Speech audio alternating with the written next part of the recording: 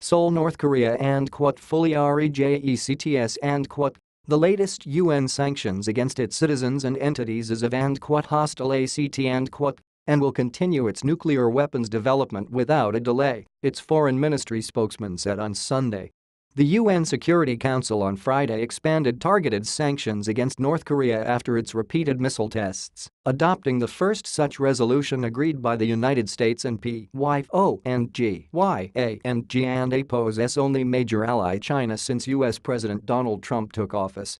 The sanctions resolution is a crafty hostile act with the purpose of putting a curb on the DPRK and APO's buildup of nuclear forces, disarming it and causing economic suffocation to it the foreign ministry spokesman said in a statement carried by its official KCNA news agency. DPRK is short for Democratic People and APO's Republic of Korea, the NORTH and APO's official name. And whatever sanctions on pressure may follow, we will not flinch from the road to build up nuclear forces which was chosen to defend the sovereignty of the country and the rights to national existence and will move forward towards the final victory the spokesman said. North Korea has rejected all UN Security Council resolutions dating back to 2006 when it conducted its first nuclear test, saying such moves directly infringe its sovereign right to self-defense.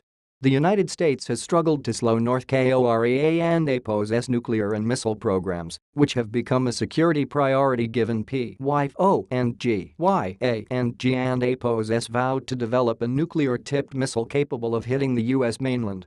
The Trump administration has been pressing China aggressively to rein in its reclusive neighbor, warning that all options are on the table if Pyongyang persists with its nuclear and missile development. North Korea blamed the United States and China for railroading in the NFORC and the sanctions resolution at the UN Security Council after having drafted it in the backroom at their own pleasure. It is a fatal miscalculation if the countries would even think that they can delay or hold in check the eye-opening development of the NORTH and APO's nuclear forces even for a moment the spokesman said.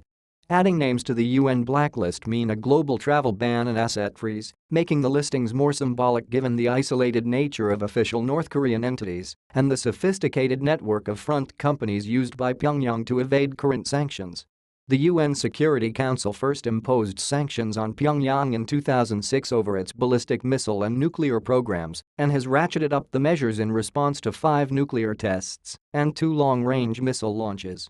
North Korea is threatening a 6th nuclear test